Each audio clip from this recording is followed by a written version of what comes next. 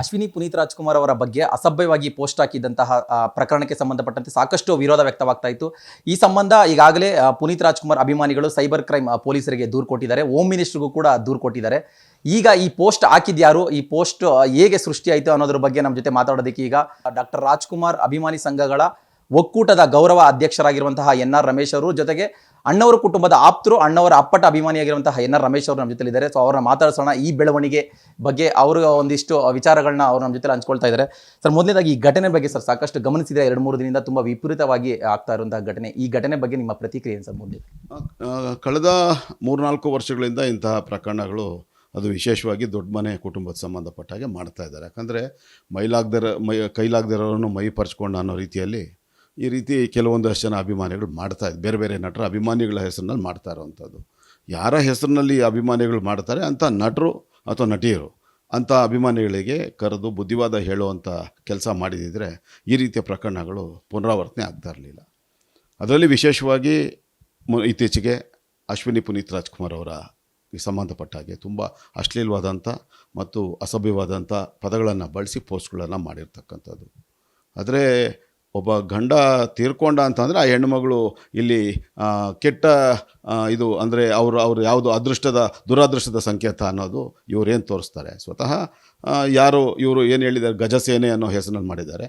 ಅದು ನಿಜವಾಗ್ಲೂ ಗಜಸೇನೆ ಸಂಘಟನೆಯರೇ ಮಾಡಿದರೆ ಅವ್ರಿಗೂ ಒಂದು ಮಾತು, ಅವರ ಇಷ್ಟಪಡುವಂಥ ನಟ ದರ್ಶನ್ ಅವರ ತಾಯಿಗೆ ಯಜಮಾನ್ರಿಲ್ಲ ಅನ್ನೋದು ಇವರು ಜ್ಞಾಪಕ ಇಟ್ಕೋಬೇಕಾಗ್ತದೆ. ಅಥವಾ ಅದೇ ದರ್ಶನ್ ಅವರು ಸ್ವತಃ ತಾಯಿ ರೂಪದಲ್ಲಿ ನೋಡುವಂಥ ಸುಮಲತಾ ಅವ್ರಿಗೂ ಯಜಮಾನ್ರಿಲ್ಲ ಅನ್ನೋದನ್ನು ಇವರು ಗಮನದಲ್ಲಿ ಇಟ್ಕೋಬೇಕಾಗ್ತದೆ. ಆದರೆ ನಾವು ಹೆಣ್ಣಿಂದ ಜನ್ಮ ಕೊಟ್ಟಿರುವಂಥದ್ದು, ನಾವು ಹೆಣ್ಣನ್ನು ದೇವ್ರ ಸ್ಥಾನದಲ್ಲಿ ಇಡುವಂಥದ್ದು, ತಾಯಿಯನ್ನು ದೇವ್ರ ಸ್ಥಾನದಲ್ಲಿ ಇಟ್ಟು ನೋಡುವಂಥದ್ದು. ನಮಗೆ ಕಣ್ಣು ಕಾಣಿಸೋ ದೇವರೇ ತಂದೆ ಮತ್ತು ತಾಯಿ. ಅದರ ವಿಶೇಷವಾಗಿ ತಾಯಿಗೆ ಎಂಥ ಸ್ಥಾನ ಇದೆ ಅಂತ ನಮಗೆಲ್ಲ ಗೊತ್ತಿರ್ತಕ್ಕಂಥದ್ದು. ಹಾಗಾಗಿ ನಾವು ಮೊದಲು ಮಾತೃದೇವೋಭವ ಅನ್ನೋದು, ಆ ನಂತರನೇ ಬೇರೆ ಎಲ್ಲ ಕರೆಯುವಂಥದ್ದು.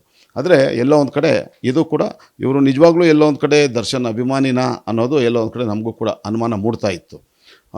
ಯಾಕೆ ಅಂತಂದರೆ ಯಾರೊಬ್ಬರು ನೇರವಾದಂಥ ಅವ್ರ ಹೆಸರನ್ನ ಇಟ್ಕೊಂಡು ಮಾಡಲ್ಲ. ದೊಡ್ಡ ಮನೆ, ಸ್ವತಃ ದೊಡ್ಡ ಮನೆ, ಆ ಸ್ವತಃ ದೊಡ್ಡ ಮನೆಯಿಂದ ಬೆಳೆದು ಅವರು ಆ ಚಿತ್ರರಂಗಕ್ಕೆ ಪರಿಚಯ ಆಗಿ ಇವತ್ತು ದೊಡ್ಡ ಮಟ್ಟಕ್ಕೆ ಬೆಳೆದು ನಿಂತಿರ್ತಕ್ಕಂಥ ಜೈಮಾಲ್ ಅವರಿರ್ಬೋದು, ಮಾಲಾಶ್ರೀ ಅವರಿರ್ಬೋದು, ಶ್ರುತಿ ಅವರಿರ್ಬೋದು, ಸುಧಾರಾಣಿ ಅವರಿರ್ಬೋದು, ರಮ್ಯಾ ಅವರಿರ್ಬೋದು, ರಕ್ಷಿತಾ ಅವರಿರ್ಬೋದು, ಈ ರೀತಿಯ ನಟಿಯರು ಏನಿದ್ದಾರೆ ಇವತ್ತು ದೊಡ್ಡ ಮಟ್ಟಕ್ಕೆ ಬೆಳೆದು ದೊಡ್ಡ ದೊಡ್ಡ ತಾರೆಯರಾಗಿರ್ತಕ್ಕಂಥವ್ರು, ಅವರಿಂದ ನಾವು ನಿರೀಕ್ಷೆ ಮಾಡಿದ್ವಿ. ದೊಡ್ಡ ಮನೆಗೆ ಸಂಬಂಧಪಟ್ಟಾಗ ಈ ರೀತಿ ಹೇಳಿಕೆ ಕೊಟ್ಟಾಗ ಆ ದೊಡ್ಡ ಮನೆಯಿಂದ ಬೆಳಕಿಗೆ ಬಂದು ಇವತ್ತು ಖ್ಯಾತನಾಮರಾಗಿರ್ತಕ್ಕಂಥ ಹಲವಾರು ದಶಕಗಳ ಕಾಲ ಚಿತ್ರರಂಗವನ್ನು ನಾಯಕಿಯರಾಗಿ ಆಳ್ದಂಥ ಇಂತಹ ಹೆಣ್ಮಕ್ಳಿಂದ ನಾವು ಇದರ ವಿರುದ್ಧ ಹೇಳಿಕೆಗಳನ್ನು ನಿರೀಕ್ಷೆ ಮಾಡಿದ್ವಿ. ಒಂದು ಈ ವಿಷಯ ನಮ್ಗೆ ಸ್ಪಷ್ಟ ಆಯಿತು. ಯಾವಾಗ ಈ ಥರ ಆಗತ್ತೆ ಅಂತಂದರೆ, ಮೊದಲು ಪುನೀತ್ ರಾಜ್ಕುಮಾರ್ ಅವರ ಜನಪ್ರಿಯತೆ, ಅವರು ಚಿತ್ರಗಳು ಗಲ್ಲಾಪೆಟ್ಟಿಗೆಗೆ ಕನಿಷ್ಠ ಅವ್ರದ್ದು 25-30 ಕೋಟಿ ರೂಪಾಯಿ ವ್ಯಾಪಾರ ಆಗೇ ಆಗುತ್ತೆ ಅನ್ನೋ ಒಂದು ಪರಿಸ್ಥಿತಿ ಏನಿತ್ತು.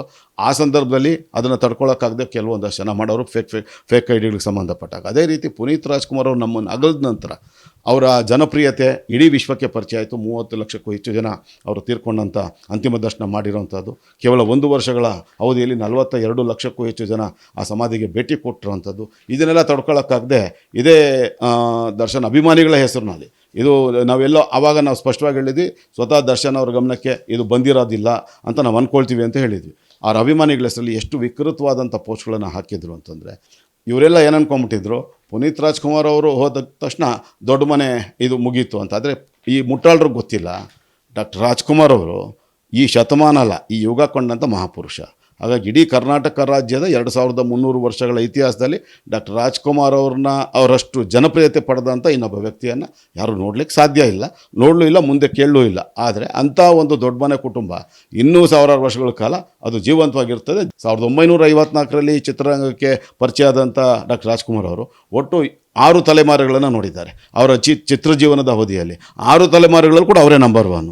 ಈಗಲೂ ಕೂಡ ಯಾವುದೇ ಮನೆಯ ಮಕ್ಕಳನ್ನು ನೋಡಿದಾಗ ಅಣ್ಣವರ ಚಿತ್ರ ನೋಡಿದಾಗ ಅವ್ರ ಮುಖ ಯಾವ ರೀತಿ ಅರಳುತ್ತೆ ಅನ್ನೋದೇ ಅವ್ರ ಜನಪ್ರಿಯತೆ ಹೇಗಿರುತ್ತೆ ಅಂತ ಅಂದ್ಬಿಟ್ಟು. ಯಾಕಂದರೆ ಅವರು ಶಾಶ್ವತವಾಗಿ 7 ಕೋಟಿ ಕನ್ನಡಿಗರ ಹೃದಯದಲ್ಲಿ ನೆಲೆಸಿರ್ತಕ್ಕಂಥವ್ರು. ಅದೇ ರೀತಿ ಪುನೀತ್ ರಾಜ್ಕುಮಾರ್ ಅವರು. ಸರ್, ಕಳೆದ 2 ದಿನಗಳಿಂದ ಸಾಕಷ್ಟು ಅಭಿಮಾನಿಗಳು ಪ್ರೊಟೆಸ್ಟ್ ಮಾಡಿದ್ರು ಇದ್ರ ವಿರುದ್ಧವಾಗಿ. ಹಾಗೆ ಹೇಳ್ತಾ ಇದ್ದಿದ್ದು ಗಜಪಡೆ ಅನ್ನೋ ಒಂದು ಖಾತೆ ಇಟ್ಕೊಂಡು, ಒಂದು ಫೇಕ್ ಐಡಿ ಇಟ್ಕೊಂಡು ಅಲ್ಲಿಂದ ಒಂದಿಷ್ಟು ಪ್ರಚಾರ ಮಾಡ್ತಾ ಇದ್ದಾರೆ. ಸೊ ದರ್ಶನ್ ಅವರ ಅಭಿಮಾನಿ ಇರ್ಬೋದು ಅನ್ನೋದನ್ನ ಸಂಶಯ ವ್ಯಕ್ತಪಡಿಸ್ತಾ ಇದ್ರು. ಆದ್ರೆ ನೀವು ಫೋಟೋ ಸಮೇತ ದರ್ಶನ್ ಅವರ ಅಭಿಮಾನಿನೇ ಅನ್ನೋದನ್ನ ನೀವು ಹೇಳ್ತಾ ಹೋಗ್ತಾ ಇದ್ರ. ಸೊ ನಾವು ಗಮನಿಸಿದ್ರೆ ಪುನೀತ್ ರಾಜ್ಕುಮಾರ್ ಅವರು ತೀರ್ಕೊಂಡ ಆ ಘಟನೆ ಆದ ನಂತರ ಎಲ್ಲೋ ಒಂದ್ ಕಡೆ ದರ್ಶನ್ ಅಭಿಮಾನಿಗಳು ಮತ್ತೆ ಪುನೀತ್ ಅವರ ಅಭಿಮಾನಿಗಳ ನಡೆ ತುಂಬ ವಿಪರೀತವಾಗಿ ಹೋಗ್ತಾ ಇದೆ ಇದೊಂದು ರೀತಿ ಫೈಟ್ ವಾರ್ ಏನು ಫ್ಯಾನ್ಸ್ ವಾರ್ ಅನ್ನೋದು ಗೊತ್ತಾಗ್ತಾ ಇದೆ. ಎಲ್ಲಿವರೆಗೂ ಸರ್ ಇದನ್ನು ತಡೆಯೋದಕ್ಕಾಗಲ್ವಾ ಅಂತ? ಅಲ್ಲ, ತಡೆಯೋಕ್ಕೆ ಅವಕಾಶ ಇದೆ. ಅವರೇ ಅಂತ ನಟರೆ, ಉದಾಹರಣೆಗೆ ಇವಾಗ ಅಣ್ಣವ್ರ ಕುಟುಂಬದವ್ರು ಯಾರಾದರೂ ಶಿವರಾಜ್ ಕುಮಾರ್ ಅವರ ಅಭಿಮಾನಿಗಳು, ಪುನೀತ್ ರಾಜ್ಕುಮಾರ್ ಅಭಿಮಾನಿಗಳು ಈ ಥರ ಮಾಡಿದಾಗ ನಟರುಗಳು ಆದ ಶಿವರಾಜ್ ಕುಮಾರ್ ಅವರು, ಪುನೀತ್ ರಾಜ್ಕುಮಾರ್ ಅವರ ಮನೆಯವರು ಅಥವಾ ನಮ್ಮಂಥವ್ರು ಹೋಗಿ ಕೂತ್ಕೊಂಡು ಬುದ್ಧಿ ಹೇಳಬೇಕು. ಹಾಗೆ ಸುದೀಪ್ ಅವರ ಅಭಿಮಾನಿಗಳು ಈ ಥರ ಮಾಡಿದಾಗ, ದರ್ಶನ್ ಅವರ ಅಭಿಮಾನಿಗಳು ಈ ಥರ ಮಾಡಿದಾಗ ಆ ನಟರನ್ನೇ ಅವ್ರನ್ನ ಕೂರಿಸಿ ಬುದ್ಧಿ ಹೇಳಬೇಕು. ಆದರೆ ಎಲ್ಲ ಒಂದು ಕಡೆಗೆ ಇದು ಕೆಲಸ ಮಾಡಬೇಕಾಗಿರೋದು ಯಾರು ಅಂದರೆ ದರ್ಶನ್ ಅವರು. ನಾವು ಮೊದಲಿಂದ ಹೇಳ್ಕೊಂಬರ್ತಾ ಇರೋದು, ನಾವು ಕನ್ನಡಿಗರು ಕನ್ನಡದ ನಟರು ಎಲ್ಲ ಚಿತ್ರಗಳನ್ನು ನಾವು ಸಪೋರ್ಟ್ ಮಾಡಬೇಕು, ಬೆಂಬಲಿಸಬೇಕು. ಎಲ್ಲ ಕನ್ನಡ ಭಾಷೆಗೆ ಸಂಬಂಧಪಟ್ಟ ಸಾಹಿತ್ಯ ಕ್ಷೇತ್ರ ಇರ್ಬೋದು, ಕ್ರೀಡಾ ಕ್ಷೇತ್ರ ಇರ್ಬೋದು, ಸಿನಿಮಾ ಕ್ಷೇತ್ರ ಇರ್ಬೋದು, ಇಲ್ಲಿ ಮಿಂಚೋರಿಗೆ ಪ್ರತಿಯೊಬ್ಬರಿಗೂ ನಾವು ನಿಷ್ಪಕ್ಷಪಾತವಾಗಿ ಸಪೋರ್ಟ್ ಮಾಡಬೇಕು. ನಾವು ಹೋರಾಟ ಮಾಡಬೇಕಾಗಿರುವಂಥದ್ದು, ನೀವು ಈ ಪರಭಾಷಾ ಚಿತ್ರಗಳ ಹಾವಳಿ ಇಲ್ಲೇನಿದೆ, ಕನ್ನಡ ಚಿತ್ರಗಳು ಯಶಸ್ವಿಯಾಗಿ ನಡೆಯುವಂಥ ಸಂದರ್ಭದಲ್ಲಿ ಬೇರೆ ಚಿತ್ರಗಳನ್ನು ಬಿಡುಗಡೆ ಮಾಡೋಂಥದ್ದು. ಉದಾಹರಣೆಗೆ ಕಾಟೇರ ಚಲನಚಿತ್ರ ಯಶಸ್ವಿಯಾಗಿ ನಡೆಯುವಂಥ ಸಂದರ್ಭದಲ್ಲಿ ಬೇರೆ ಬೇರೆ ಭಾಷೆ ಚಿತ್ರಗಳನ್ನು ತೊಗೊಂಬಂದು ಈ ಚಿತ್ರವನ್ನು ಎತ್ತಂಗಡಿ ಮಾಡುವಂಥ ಕೆಲಸವನ್ನು ಮಾಡಿದಾಗ ನಾವು ಅದರ ವಿರುದ್ಧ ಮಾತಾಡಿದ್ದೀವಿ ಕೂಡ. ಅದು ಸಾಮಾಜಿಕ ಜಾಲತಾಣಗಳಲ್ಲಿದೆ, ಮಾಡೋಕ್ಕೆ ಅದು ಬಿಡಬಾರ್ದು. ಹಾಗಾಗಿ ನಾವು ಮಾಡಬೇಕಾಗಿರುವಂಥದ್ದು, ನಮ್ಮ ಚಿತ್ರಗಳಿಗೆ ಇದ್ದಂಥ ಯಶಸ್ವಿ ಚಿತ್ರಗಳಿಗೆ ಇರುವಂಥ ಥಿಯೇಟ್ರ್ಗಳನ್ನು ಕಿತ್ಕೊಂಡು ಅಲ್ಲಿ ಬಲವಂತವಾಗಿ ಪರಭಾಷಾ ಚಿತ್ರಗಳನ್ನು ಪ್ರದರ್ಶನಕ್ಕೆ ಅವಕಾಶ ಮಾಡಿಕೊಡುವಂಥ ಆ ಡಿಸ್ಟ್ರಿಬ್ಯೂಟರ್ಸ್ ವಿರುದ್ಧ, ಪರಭಾಷಾ ಚಿತ್ರಗಳ ಹಾವಳಿಗಳ ವಿರುದ್ಧ ನಾವು ಹೋರಾಟ ಮಾಡಬೇಕೇ ಹೊರತು ಕನ್ನಡಿಗರಾಗಿ ನಮ್ಮಲ್ಲೇ ಕಿತ್ತಾಟ ಮಾಡ್ಕೊಳ್ಳೋಂಥ ಸಾಧ್ಯ ಇಲ್ಲ. ಮತ್ತೊಂದು ಯಾಕಂತೇಳಿದ್ರೆ, ನೀವಾಗಲೇ ಸಿನಿಮಾ ಇಂಡಸ್ಟ್ರಿಗೆ ಸಾಕಷ್ಟು ವರ್ಷದಿಂದ ನೀವು ಜೊತೆ ಒಡನಾಟ ಇಟ್ಕೊಂಡಿದ್ದೀರಾ. ರೀಸೆಂಟಾಗಿ ನಾವು ಗಮನಿಸ್ತಾ ಇರ್ಬೋದು, ಬೇರೆ ಭಾಷೆ ಸಿನಿಮಾಗಳು ಕರ್ನಾಟಕದಲ್ಲಿ ತೆರೆಕೊಂಡು ಇಲ್ಲಿ ಉತ್ತಮವಾದ ಗಳಿಕೆ ತಗೊಂಡು ಹೋಗ್ತಾ ಇದ್ದಾರೆ. ಬಟ್ ಕನ್ನಡ ಸಿನಿಮಾಗಳಿಗೆ ಪ್ರೇಕ್ಷಕರಿಲ್ಲ, ಪ್ರೇಕ್ಷಕರ ಕೊರತೆ ಅಂತ ಒಂದಿಷ್ಟು ಸಮಸ್ಯೆಗಳನ್ನ ಎದುರಿಸ್ತಾ ಇದ್ದೀರಾ. ಈ ನಡುವೆ ನಮ್ಮಲ್ಲಿರುವಂತಹ ಕೆಲವು ಸ್ಟಾರ್ ನಟರ ಅಭಿಮಾನಿಗಳು ಈ ರೀತಿಯಾದ ಒಂದು ವಿಚಾರಕ್ಕೆ ಹೆಚ್ಚು ಒತ್ತು ಕೊಟ್ಟು ಸಿನಿಮಾಗಳ ಒಂದು ವಿಚಾರದಲ್ಲಿ ನಿರ್ಲಕ್ಷ್ಯ ಮಾಡ್ತಾ ಇರೋದು ಇಂಡಸ್ಟ್ರಿಗೆಲ್ಲ ಒಂದು ಕಡೆ ನಷ್ಟ ಆಗ್ತಾ ಇದೆ. ಇಂಡಸ್ಟ್ರಿಗೆಲ್ಲ ಒಂದು ಕಡೆ ಬಿಸ್ನೆಸ್ ವಿಚಾರದಲ್ಲಿ ತುಂಬ ನಷ್ಟ ಆಗ್ತಿದೆ ಅಂತ ಅನಿಸ್ತಿಲ್ಲ? ಅಲ್ಲ, ನಾನು ಗಮನಿಸಿದಾಗೆ ನಟರುಗಳ ಮಧ್ಯೆ ಇಲ್ಲ ಇದು. ನಟರುಗಳು ಚೆನ್ನಾಗಿದ್ದಾರೆ, ಒಬ್ರಿಗೊಬ್ರು ಚೆನ್ನಾಗಿದ್ದಾರೆ. ಶಿವಣ್ಣ ಇರ್ಬೋದು, ಸುದೀಪ್ ಇರ್ಬೋದು, ಗಣೇಶ್ ಇರ್ಬೋದು, ದರ್ಶನ್ ಇರ್ಬೋದು, ಯಶ್ ಇರ್ಬೋದು, ಇವರೆಲ್ಲ ಒಬ್ರಿಗೊಬ್ರು ತುಂಬ ಚೆನ್ನಾಗಿದ್ದಾರೆ. ಕೊನೆಯದಾಗಿ ಅವ್ರು ಮಾಡೋದ್ರಂತ ಇವ್ರು ಮಾಡೋದಂತ ಮತ್ತೊಬ್ಬರು ಈ ರೀತಿ ಈಗ ಮುಂದುವರಿತಾನೆ ಇದೆ. ಅಂದರೆ ಒಂದು ಹೆಣ್ಣಾಗಲಿ ಅಥವಾ ಸಿನಿಮಾ ನಟಿ ನಿರ್ಮಾಪಕ ಯಾರೇ ಆಗಲಿ ಹೆಣ್ಣಿನ ಬಗ್ಗೆ ಬಹಳ ಕೆಟ್ಟದಾಗಿ ಕಮೆಂಟ್ ಮಾಡೋದು, ಪೋಸ್ಟ್ ಮಾಡೋದು ಒಂದಾಯಿತು ಅಂತೇಳಿ ಈಗ ಅದನ್ನೆಲ್ಲ ಮತ್ತಷ್ಟು ಬೇರೆ ಬೇರೆ ಅಭಿಮಾನಿಗಳು ಅದನ್ನು ದುರ್ಬಳಕೆ ಮಾಡ್ಕೊಂಡು ಒಂದಿಷ್ಟು ಮತ್ತೆ ಅಪಪ್ರಚಾರ ಮುಂದುವರ್ತಾ ಇರೋದು. ಕೊನೆಗೆ NR ರಮೇಶ್ ಅವರು ಎಂಟ್ರಿ ಕೊಟ್ಟಿದ್ದಾರೆ ಅಂದರೆ ಸಾಕಷ್ಟು, ಅಂದರೆ ತುಂಬ ಇಂಡಿಪ್ದಾಗಿ ಹೋಗಿ ಈ ಥರ ಒಂದು ಟ್ರೇಸ್ ಮಾಡಿ ಅವ್ರನ್ನ ಹುಡುಕ್ತಿರೋ ಅನ್ನೋದು ಗೊತ್ತಿರೋದು.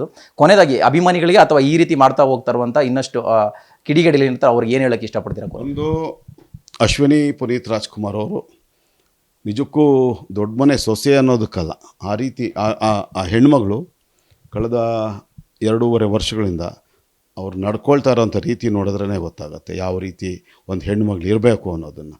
ಹಾಗಾಗಿ ಎಲ್ಲೂ ಕೂಡ ಅವರ ಯಜಮಾನರು ಪುನೀತ್ ರಾಜ್ಕುಮಾರ್ ಅವರು ಮತ್ತು ಅವರ ಮಾವನವರು ಡಾಕ್ಟರ್ ರಾಜ್ಕುಮಾರ್ ಅವರ ಘನತೆಗೆ ಕಿಂಚಿತ್ತೂ ಇದು ಕೆಟ್ಟ ಹೆಸರು ಬರದೇ ಇರೋ ರೀತಿಯಲ್ಲಿ ಅದ್ಭುತವಾಗಿ ಒಂದು ನಿರ್ವಹಣೆ ಮಾಡ್ಕೊಂಡು ಹೋಗ್ತಾರಂಥ ಒಂದು ಹೆಣ್ಮಗಳು. ಅವ್ರ ವಿರುದ್ಧ ಈತ ಮಾತಾಡಿದ್ದಾನೆ ಅಂತಂದಾಗ ಇದು ಇಷ್ಟೊತ್ತಿಗಾಗಲೇ ತಾಲೂಕು ಮಟ್ಟದಲ್ಲಿ ಪ್ರತಿಯೊಂದು ತಾಲೂಕು 210 ತಾಲೂಕುಗಳು ಕೂಡ ಪ್ರತಿಭಟನಾ ಕಾರ್ಯಕ್ರಮಗಳು ಮಾಡಬೇಕಾಗಿತ್ತು. ಈಗ ನಾವು ಮುಂದಿನ ದಿನಗಳಲ್ಲಿ ಅದನ್ನು ಮಾಡ್ತಾಯಿದ್ದೀವಿ. ಅದರ ಇವ್ರು ಮಾಡಿದ್ರು ಅಂಥೇಳಿ ನಾನು ಒಂದು ಅಣ್ಣವರ ಕುಟುಂಬದ ಅಭಿಮಾನಿಗಳು, ಇವ್ರು ಎಷ್ಟೇ ಕೂಗಾಡೋದು ಕಿರ್ಚಾಡಿದ್ರು, ಅಣ್ಣ ಅವರು ಹಿಮಾಲಯ ಪರ್ವತ ಇದ್ದಂಗೆ ಮಿಕ್ಕಿದ ಇವರೆಲ್ಲರೂ ಯಾರೇ ಮಿಕ್ಕಿದ ಯಾವುದೇ ನಟರು ಇರ್ಬೋದು, ನೀವು ಆ ಕಾಲದಿಂದ ಈ ಕಾಲ ತನಕ ತೊಗೊಳ್ಳಿ, ಎಲ್ಲ ಒಂದು ನಂದಿ ಬೆಟ್ಟಕ್ಕೂ ಕೂಡ ಸಮ ಇಲ್ಲ. ಅಷ್ಟಂತೂ ಸತ್ಯ. ಕೇವಲ ಕನ್ನಡ ಚಿತ್ರರಂಗ ಅಲ್ಲ, ಅಭಿನಯ ಇರ್ಬೋದು, ವ್ಯಕ್ತಿತ್ವ ಇರ್ಬೋದು, ಅದು ಜೀವನದಲ್ಲಿ ಅವ್ರು ನಡ್ಕೊಂಡಂಥ ರೀತಿ ಅಳವಡಿಸ್ಕೊಂಡಂಥ ಮಾರ್ಗಗಳೇನಿದೆ ಅದನ್ನು ಒಟ್ಟಾರೆಯಾಗಿ ನೀವು ತೂಕ ಮಾಡಿದಾಗ ಅಣ್ಣವ್ರು ಯಾವತ್ತು ಹಿಮಾಲಯನೇ. ಬೇರೆ ಯಾವುದೇ ಚಿತ್ರರಂಗದ ಯಾವುದೇ ನಟರು ಒಬ್ಬ MGR ಹೊರತುಪಡಿಸಿದ್ರೆ ಮಿಕ್ಕಿದ ಯಾರೂ ಕೂಡ ಅಣ್ಣ ಅವರಿಗೆ ಕೇವಲ 10% ಕೂಡ ಸರಿಸಮನಾಗಿಲ್ಲ. ಇನ್ನು ಇವರೆಲ್ಲ ಈಗಿನ ಕಾಲದ ಪೀಳಿಗೆ 3-4ನೇ ಪೀಳಿಗೆ ನಟರೇನಿದ್ದಾರೆ ಯಾವುದೇ ಭಾಷೆಗಳು, ಇವರು ಅಣ್ಣವರ ಕಾಲದೊಳಗೂ ಸಮ ಇಲ್ಲ. ಹಾಗಾಗಿ ಇವರಿಂದ ಏನೂ ಆಗಲ್ಲ, ನಾಯಿ ಬೋಗ್ಲಿದ ತಕ್ಷಣ ದೇವಲೋಕ ಹಾಳಾಗಲ್ಲ. ಆದರೆ ನಾನು ಹೇಳುವಂಥದ್ದು, ಇವರು ಇಂಥವ್ರು ಮಾಡಿದಾಗ ಇವ್ರ ವಿರುದ್ಧ ತಿರ್ಗಾ ಅದೇ ಭಾಷೆಗಳಲ್ಲಿ ಅವ್ರು ಬಳಸಿದಂಥ ಭಾಷೆಗಳನ್ನೇ ನಮ್ಮ ದೊಡ್ಡ ಮನೆ ಕುಟುಂಬದ ಅಭಿಮಾನಿಗಳು ಕೂಡ ಬಳಸಿ ಅದಕ್ಕೆ ಪ್ರತ್ಯುತ್ತರ ಕೊಟ್ಟಾಗ ಅವ್ರಿಗೂ ನಮಗೂ ವ್ಯತ್ಯಾಸ ಇಲ್ದಂಗೆ ಗೊತ್ತಾಗುತ್ತೆ. ನಾವೇನಿದ್ರು ಇಂಥವ್ರಿಗೆ ಕಾನೂನು ರೀತಿ ಸರಿಯಾದ ಪಾಠ ಕಲಿಸ್ಬೇಕು, ಅವರ ತಂದೆ ತಾಯಂದ್ರ ಮೂಲಕ ಅವ್ರ ಪಾಠವನ್ನು ಕಲಿಸುವಂಥ ಕೆಲಸ ಮಾಡಬೇಕೇ ಹೊರತು ಎಲ್ಲ ಒಂದು ಕಡೆಗೆ ಇವ್ರ ವಿರುದ್ಧ ನಾವು ಅಂಥದ್ದೇ ಮಾತುಗಳನ್ನು ಬಳಸಿ, ಪದಗಳನ್ನು ಬಳಸಿ, ಅಶ್ಲೀಲ ಸಂದೇಶಗಳನ್ನು ಹಾಕುವಂಥದ್ದು ಮಾಡಿದಾಗ ಅವ್ರಿಗೂ ನಮಗೂ ವ್ಯತ್ಯಾಸ ಇಲ್ಲ ಅಂತಾಗುತ್ತೆ. ನಾವೆಲ್ಲ ದೊಡ್ಡ ಮನೆ ಕಲಿಸಿರ್ತಕ್ಕಂಥ ಅಣ್ಣವ್ರು ಕಲಿಸಿರ್ತಕ್ಕಂಥ ಅವರ ಚಿತ್ರಜೀವನದುದ್ದಕ್ಕೂ ಅವ್ರು ಹೇಗೆ ನಡ್ಕೊಂಡ್ರು, ಅವರ ಜೀವಿತಾವಧಿಯಲ್ಲಿ ಅವ್ರು ಯಾವಾಗ ನಡ್ಕೊಂಡ್ರು ಅದರಲ್ಲಿ ಶೇಕಡ 1% ನಾವು ನಮ್ಮ ಜೀವನದಲ್ಲಿ ಅಳವಡಿಸ್ಕೊಂಡು ನಡೆದಾಗ ಎಲ್ಲೋ ಒಂದು ಕಡೆ ಸರೋಗುತ್ತೆ. ಹಾಗಾಗಿ ನಾನು ಎಲ್ಲ ಅಣ್ಣವರ ಅಭಿಮಾನಿಗಳಲ್ಲಿ ಕೇಳ್ಕೊಳ್ಳೋಂಥದ್ದು, ವ್ಯಕ್ತಿಯ ಥರನೇ ಇರ್ತಕ್ಕಂಥ ಬೇರೆಯವರು ಅಣ್ಣವರ ಕುಟುಂಬದ ಬಗ್ಗೆ ಅಥವಾ ಬೇರೆಯವರ ಬಗ್ಗೆ ಸೆಲೆಬ್ರಿಟೀಸ್ ಬಗ್ಗೆ ಮಾಡುವಂಥ ಪೋಸ್ಟ್ಗಳನ್ನು ನಾವು ಪುನರಾವರ್ತನೆ ಮಾಡಿದೆ. ಇವರು ಕಾನೂನು ರೀತಿ ಬುದ್ಧಿ ಕಲಿಸೋಂಥ ಕೆಲಸ ಮಾಡಬೇಕೇ ಹೊರತು ನಾವು ಕೂಡ ಅದೇ ರೀತಿಯ ಪದಗಳನ್ನು ಬಳಸಿ ಅಶ್ಲೀಲ ಪದಗಳನ್ನು ಅಥವಾ ಅಸಭ್ಯ ಪದಗಳನ್ನು ಬಳಸಿ ಮಾಡಿದಾಗ ನಮಗೂ ಅವ್ರಿಗೂ ವ್ಯತ್ಯಾಸ ಇರಲ್ಲ. ಹಾಗಾಗಿ ಎಲ್ಲೂ ಕೂಡ ಇವ್ರು ಮಾಡಿದಂಥ ತಪ್ಪು ಅಣ್ಣವರ ಅಭಿಮಾನಿಗಳು ಮಾಡಬಾರ್ದು ಅಂತ ನಾನು ಮನವಿ ಮಾಡ್ಕೊಳ್ತೀನಿ. ಎಸ್, ಇದಿಷ್ಟು ಅಂತ ಹೇಳಿದ್ರೆ ಇಷ್ಟು ದಿನ ಅಶ್ವಿನಿ ಪುನೀತ್ ರಾಜ್ಕುಮಾರ್ ಅವರ ಬಗ್ಗೆ ಕೆಟ್ಟದಾಗಿ ಅವಾಚ್ಯವಾಗಿ ಯಾರು ಪೋಸ್ಟ್ ಹಾಕಿದ್ರು ಅಂತ ಗೊತ್ತಿರಲಿಲ್ಲ. ಆದ್ರೀಗ ಎನ್.ಆರ್. ರಮೇಶ್ ಅವರು ಫೋಟೋ ಸಮೇತ ಪೋಸ್ಟ್ ಹಾಕಿದ್ದು ಇವರೇ. ಸೊ ಇವರ ವಿರುದ್ಧವಾಗಿ ಎಲ್ಲ ತಾಲೂಕುಗಳಲ್ಲಿ ಎಲ್ಲ ಜಿಲ್ಲೆಗಳಲ್ಲೂ ಕೂಡ ನಾವು ಪ್ರತಿಭಟನೆ ಮಾಡ್ತೀವಿ, ಲೀಗಲ್ ಆಗಿ ಆಕ್ಷನ್ ತಗೊಳ್ತೀವಿ ಅಂತ ಕೂಡ ಹೇಳ್ತಾ ಇದ್ದಾರೆ. ಕ್ಯಾಮರಾ ಪರ್ಸನ್ ಸಿದ್ದಪ್ಪ ಜೊತೆ Bharat, News First. News First ನಿರ್ಭೀತಿಯಿಂದ ನಿಮ್ಮ ಪರವಾಗಿ.